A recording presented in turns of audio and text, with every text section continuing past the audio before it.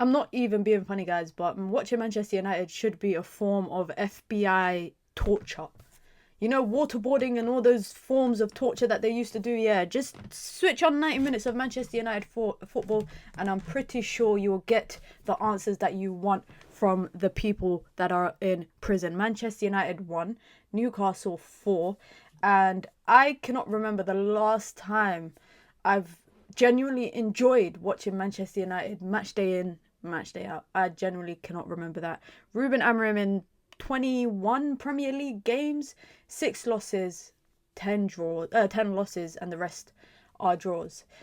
We have so much to talk about, or do we? Did we really learn anything new that we probably didn't already know? I don't know. Let's find out, man. Be sure to hit the like button. Be sure to subscribe as well if you are new here. Now, let's start with, I think, the saddest news of the day is Joshua Zirkzee pulling up for a hamstring injury. And if you actually look at that passage of play, he's taken on 3-4 guys covering acres of space with no one, no option next to him. The best thing for him is to drive the ball forward. He doesn't want to go back, so he's trying to take the ball forward. Looks to his right, looks to his left, looks to his right again. Nobody is there. Eventually, goes out towards the wide side on the right, gives the ball to a United player, and then pulls up with a hamstring injury. And if that is a hamstring injury, which it looked like it was, then he's probably out for the remainder of the season, which means no Joshua Zirkzee for the Lyon game midweek. And, well, there's not really anything to play for in the Premier League, bar the small amount of dignity that Manchester United have in the league.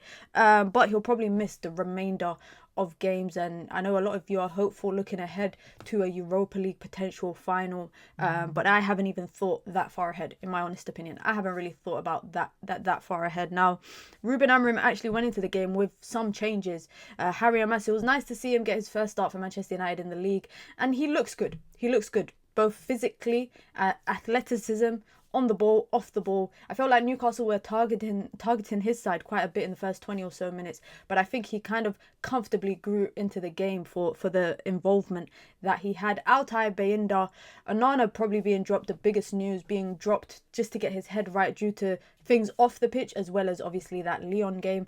Ruben Amorim doing, I think, the best decision, taking his player out the spotlight, because you know the spotlight would have been on him. I feel like Newcastle would have been shooting from every possible range with Onana in goal. I mean, they scored 4 anyways with Altay Bayindir in goal, but who's to say it wouldn't have been worse, especially with, you know, the level of confidence that Onana probably would have come into the game.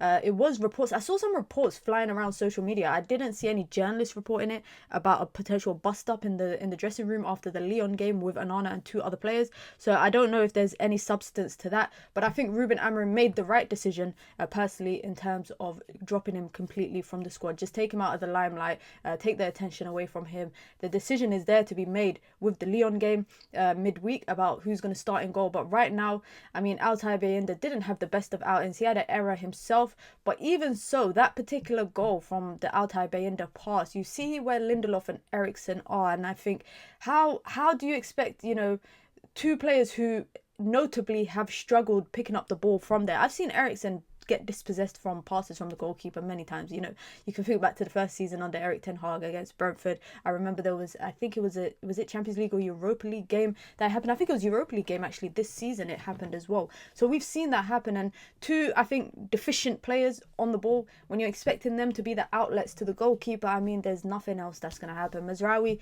bro, I hate it had to be you for that mistake. But even if you look at, again, guys, if a player makes a mistake, and this is why I think Man United suffer so much, because of the deficiencies across the entire squad, you know, every player has an error in him.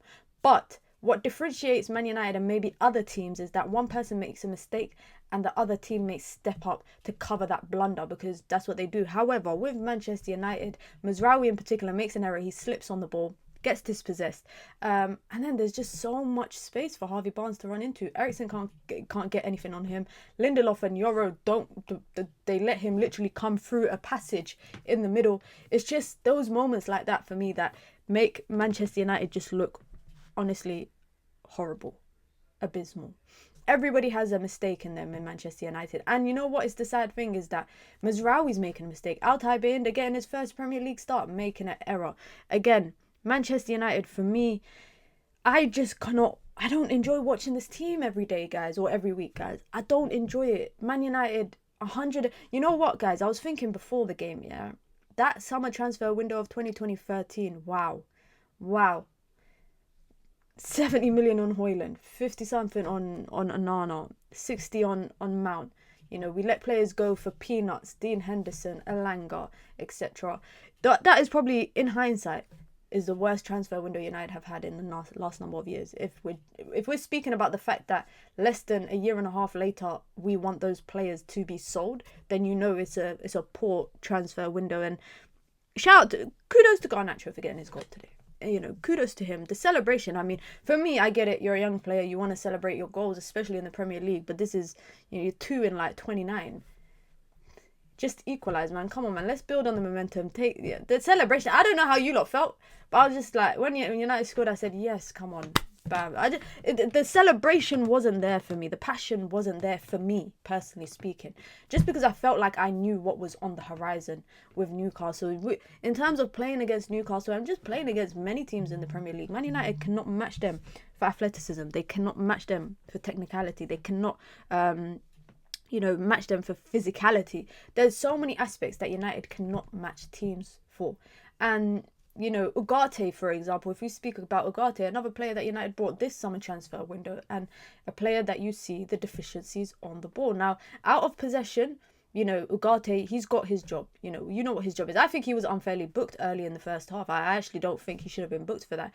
But again, players in the midfield, when they are not good on the ball, it impacts and trickles into everybody else, because that first goal United concede, and again, is like best centre forward in the league. His all-round play, nobody could touches him. No one comes near him in terms of all-rounded play. But it comes from Ugarte unable to get control of the ball and plays a panicked pass first time to Lindelof, because it's like hot potato. He doesn't want the ball, so he passes it to another deficient player that's on the ball, to Lindelof, and then again goes off with just a wonder kick of a clearance, just trying to get the ball out with no direction, no plan, no vision in place.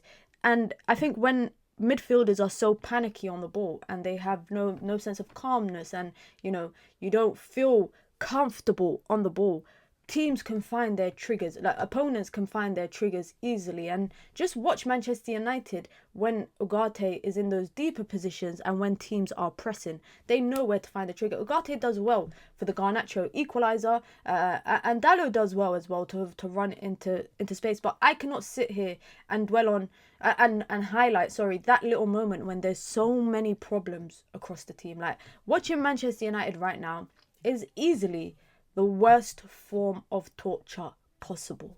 Like, I'm not even joking. MI5, MI6, if you guys are trying to get some secrets out of spies of other countries, just turn on 90 minutes of Manchester United this season or last season and make them sit through that. I promise, by the end of the interrogation session, you will have the answers that you are looking for. Because I don't know about you lot, but I don't care about the season anymore. There's still about a month and a bit of football to go. I don't care about. I'm probably still gonna sit there and torture myself and watch Manchester United, but there's nothing left in Manchester United's season for me. I'm going into Lyon quite skeptical, but I'm hoping that the Old Trafford crowd can get behind the team. But that's another loss for Manchester United under Ruben Amorim, which makes it 10 out of 21 in the Premier League for Manchester United under Ruben Amorim. And I'm not that harsh on him, honestly speaking. You guys might think I'm being crazy, but I'm not harsh on Ruben Amorim,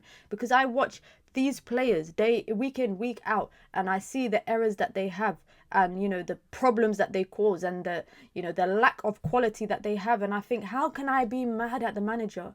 He has to watch them. Imagine, every day he has to watch them in training. We only get to watch them on match days, guys. Ruben Amorim has to watch them every single day of his job. So I'm patient with Ruben Amorim, because I'm hoping a transfer window, I don't think it would change Manchester United completely, but we can definitely, if address the points that the manager needs, then hopefully we won't find ourselves in a torturous season again next year. But let me know your thoughts down below, guys. Be sure to hit the like button. Be sure to subscribe as well if you're new here.